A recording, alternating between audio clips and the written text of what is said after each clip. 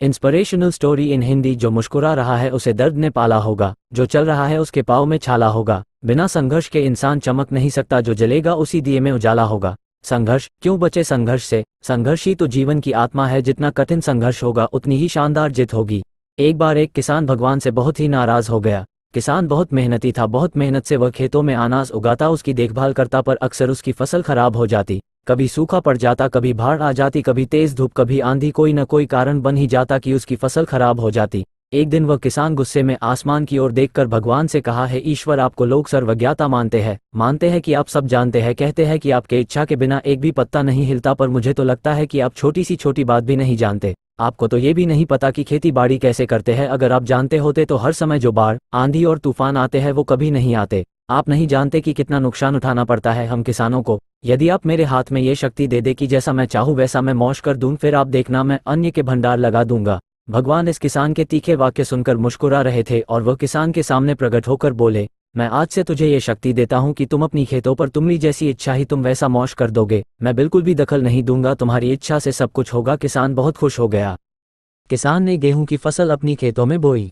जब उसे लगा कि खेतों को धूप चाहिए तो खेतों को धूप मिले, जब पानी बरसना चाहिए तभी पानी बरसा। आंधी, तूफान, बाढ़ कुछ भी उसने अपने खेतों पर आने नहीं दिया। किसान के खेत में इस वर्ष ऐसी फसल हुई जैसी कभी नहीं हुई थी। हरी भरी लहलहाती फसल। मन ही मन वह बहुत खुश हो गया और सोचने लगा, अब सबूत के साथ दिखाऊंगा भगवान को कि इसे कहते हैं शक्ति का सही उपयोग। मेरी सफलता देखकर उन्हें अपनी नियम जरूर बदलने पड़ेंगे। कुछ दिन गुजरे, फसल कटने को तैयार हो गए। किसान बहुत उत्सुकता के साथ फसल को काटने लगा, पर जैसे ही उसकी नज़र गेहूं की बालियों पर गया तो उसने अपना सिर पीट लिया और वह रोने चिल्लाने लगा। गेहूं की एक भी बाली के अंदर गेहूं का दाना नहीं था, सारी बालियां अंदर से खाली थी। किसान बहुत दुखी हो गया। उसने भगवान को रोते हुए फिर पुकारा, हे प्रभु, तुमने ये मेरे साथ क्या किया? क्या तुमने मुझे कोई सजा दी? भगवान बोले, पुत्र, ये तो होना ही था। तुमने पौधों को संघर्ष करने का मौका ही कहा दिया। ना तो तुमने उन्हें आंधियों से जूझने दिया, ना तेज बारिश से सहने दिया और ना ही धूप में तपने दिया। एक भी चुनौती का सामना तुमने उन्हें नहीं करने दिया, इसीलिए सारे पौधे अंदर से खोखले रह गए। जब आंधी, तूफान, तेज बारिश और धूप पड़ती है तभी ये पौधा अपने अस्तित्व को बचाने के लिए संघर्ष करते हैं और इसी संघर्ष से एक बल पैदा होता है जिसमें शक्ति होती है, ऊर्जा होती है। और यही ऊर्जा पूर्ति तेरे गेहूं के दानों की तरह जो नहीं फूटी, तूने उन्हें कठिन परिस्थितियों से गुजरने ही नहीं दिया जहां उनके अस्तित्व का जन्म होता। सारे बालियां इसीलिए खाली है, इसमें एक भी गेहूं का दाना इसलिए नहीं है क्योंकि तुमने अपने पौधों को संघर्ष कराया ही नहीं। याद रखिए, स्वर्ण में सवर्णीय आभा तभी आती है जब वह आग में तपने, गलने और हथौड़े से पीटने जैसे संघर्षों से गुजरता है।